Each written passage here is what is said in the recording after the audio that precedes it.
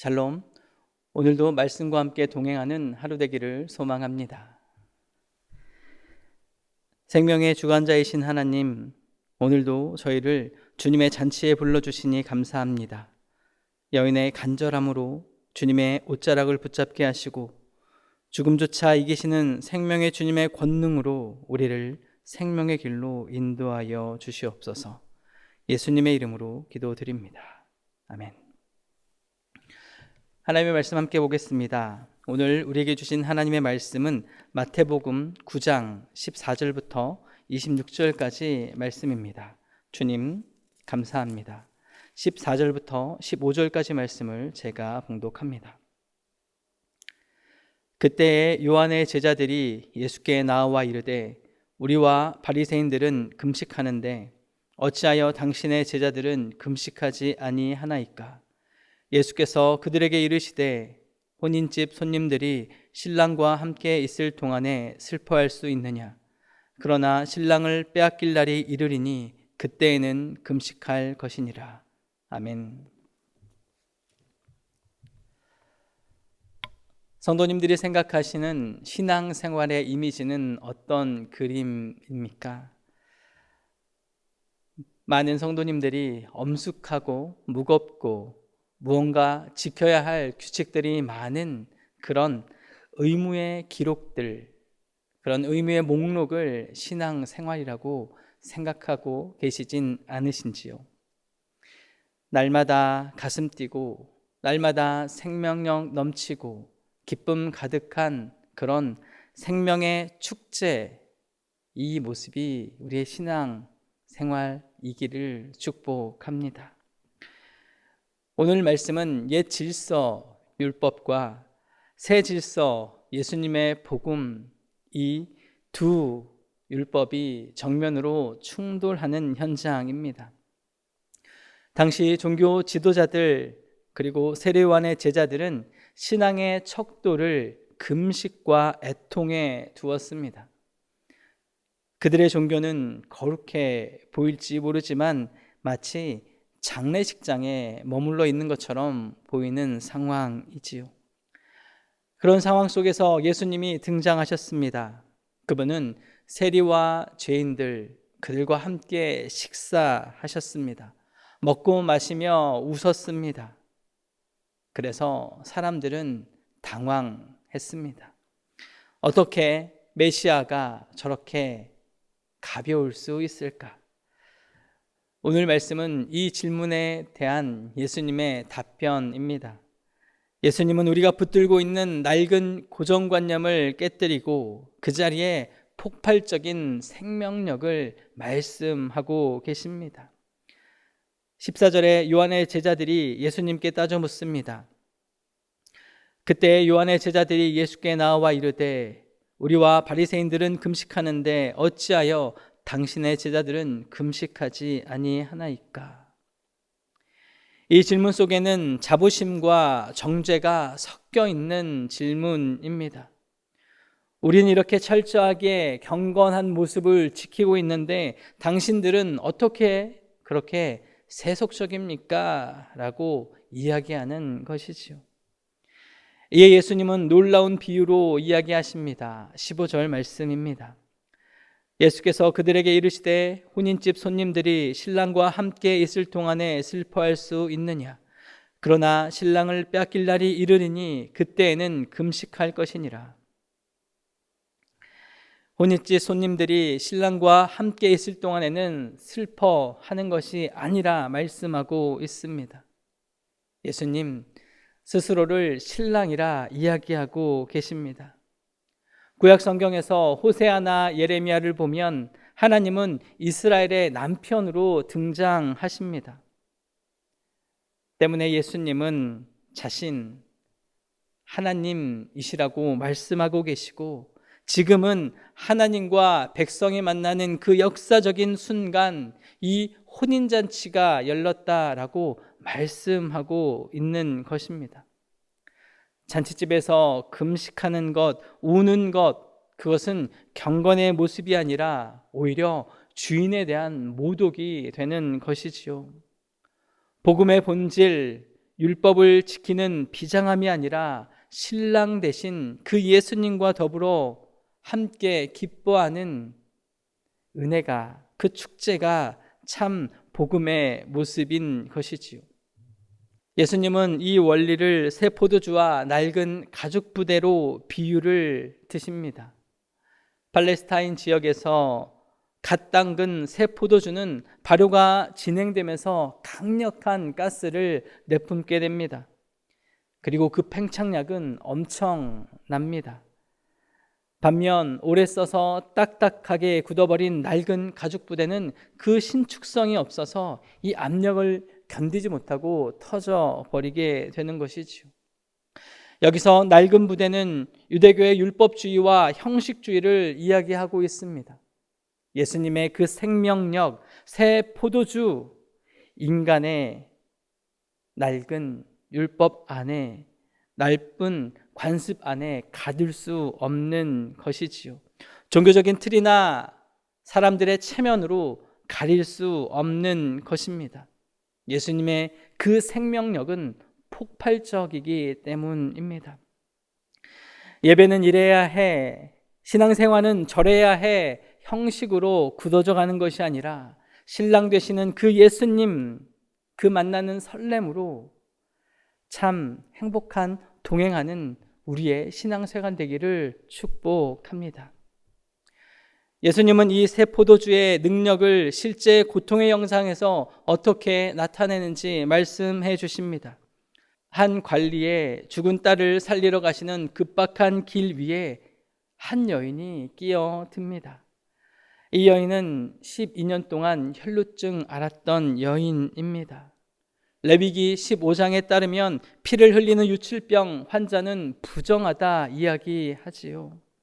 그녀가 앉은 자리도 부정합니다. 그녀와 접촉했던 사람도 부정합니다.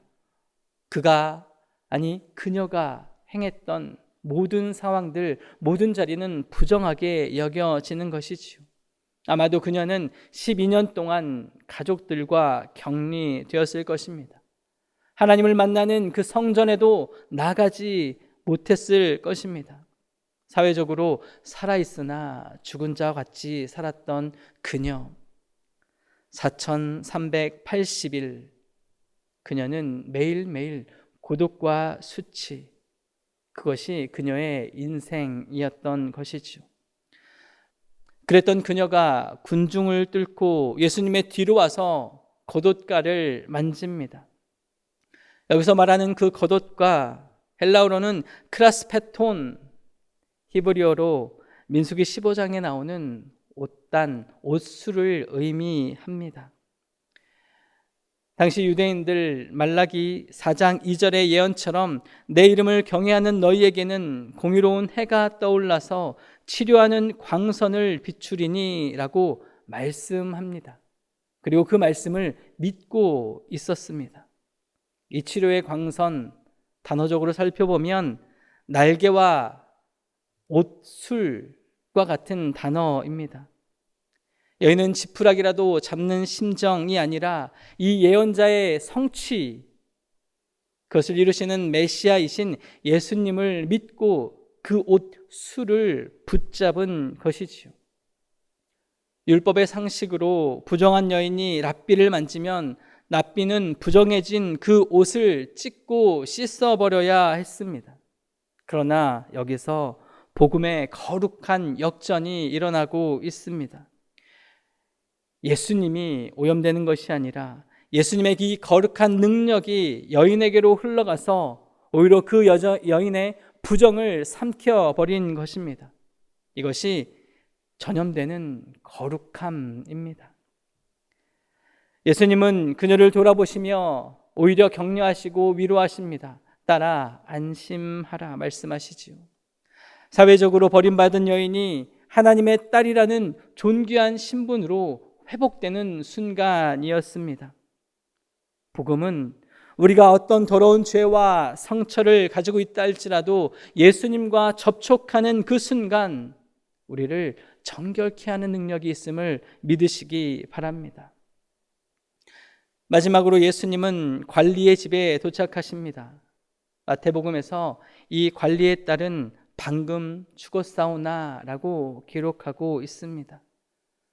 그런데 누가복음에서는 그가 죽어가고 있다라고 이야기합니다. 죽어가고 있든 이 딸의 상태는 심각한 죽음의 위기 가운데 있는 것이지요. 상황의 절박함, 불가능을 극대화하며 마태복음은 이야기하고 있습니다. 집안에는 이미 피리를 불며 곡하는 자들로 가득 차 있음을 묘사합니다.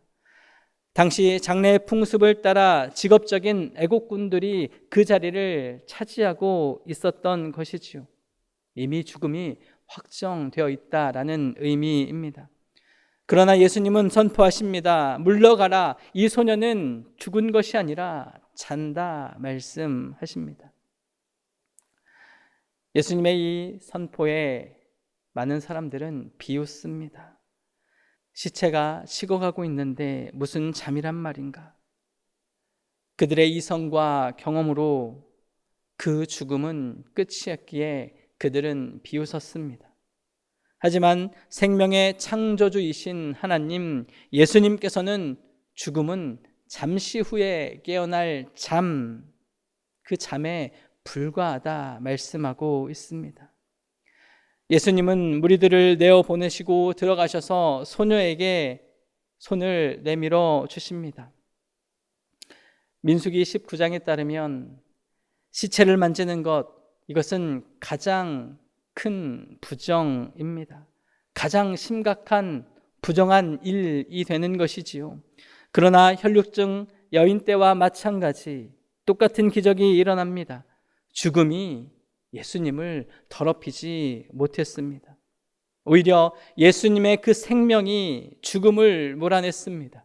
그 소녀가 일어나게 된 것이지요. 낡은 가죽부대 율법은 죽음 앞에서 울기만 할 뿐이었습니다. 그러나 예수님의 생명은 이 죽음을 몰아냈습니다. 새 포도주 예수님은 죽음의 마침표를 지우고 생명의 쉼표를 찍어 주신 것입니다. 이것이 우리가 믿는 복음의 능력인 줄 믿으시기 바랍니다. 오늘 말씀은 우리에게 두 종류의 사람의 모습을 보여주고 있습니다. 하나는 끊임없이 비웃고 판단했던 관찰자들입니다. 요한의 제자들은 금식 규정을 들어 예수님의 제자들을 판단했습니다. 장례식장의 무리들은 그들의 무지한 상식으로 예수님을 비웃었습니다. 그들의 그 낡은 가죽 부대에 갇혀 참 생명이신 예수님을 온전히 맛보지 못했던 것이지요. 또 다른 사람들의 모습, 절박한 모습으로 예수님께 손을 내밀었던 참된 예배자들의 모습입니다. 12년 동안 피를 쏟아내며 죽어가고 있었던 여인, 부정하다라는 율법의 벽에 갇혀 그 틀에 앉아 홀로 외롭게 지냈던 그 여인, 그 벽을 뚫고 예수님의 옷자락을 잡았을 때 사랑하는 딸, 그 딸을 잃은 관리는 죽음이라는 절망의 벽을 뚫고 예수님께 와서 무릎을 꿇었습니다. 옷자락을 만지고 예수님의 무릎을 꿇었던 믿음의 사람들, 그들은 생명이신 예수님을 만날 수 있었습니다. 예수 그리스도는 새 포도주이십니다. 그분은 우리의 굳어진 마음을 기쁨으로 바꿔주시는 분이십니다. 부정한 것을, 부정한 그 죄를 씻으시는 분, 죽음과 같은 사망의 자리를, 절망의 자리를 생명의 자리로 바꿔주시는 분, 바로 우리 주님이십니다. 오늘 우리의 삶에 12년간 혈루증을 앓았던 것처럼 우리를 얽매이게 하는 아픔이, 슬픔이 있습니까? 도저히 해결되지 않을 것처럼 보이는 고질적인 문제가 우리를 붙잡고 있습니까? 비웃는 무리에 그 자리에 서지 말고 믿음으로 우리 주님을 만날 수 있기를 소망합니다. 주님의 옷자락을 잡기를 축복합니다. 주님 앞에 무릎 꿇을 수 있기를 축복합니다. 우리가 주님 앞에 나아갈 때 우리 주님은 우리의 손을 잡아주시고 무릎 꿇은 우리를 그 품에 안아주시겠습니다. 그리고 우리에게 말씀하십니다. 내 믿음이 너를 구원하였다. 이 주님의 음성이 오늘 말씀 앞에 서는 사랑하는 성도님들의 삶 위에, 또 10년과 우리의 신랑 순례길 위에 늘 항상 함께 하시기를 예수님의 이름으로 축복합니다. 주님, 저희 안에 굳어버린 낡은 가족 부대를 깨트려 주시옵소서. 습관적인 신앙 생활의 매너리즘을 벗어버리고 예수님이 주시는 구원의 기쁨을 회복하게 하여 주옵소서. 12년 동안 고통받던 여인처럼, 죽은 딸 앞에서 울던 아비처럼 간절한 마음으로 주님께 나아가오니 저희의 병든 몸과 마음을 만져주시고 죽어가는 소망을 다시 살려주시옵소서. 복을 빕니다.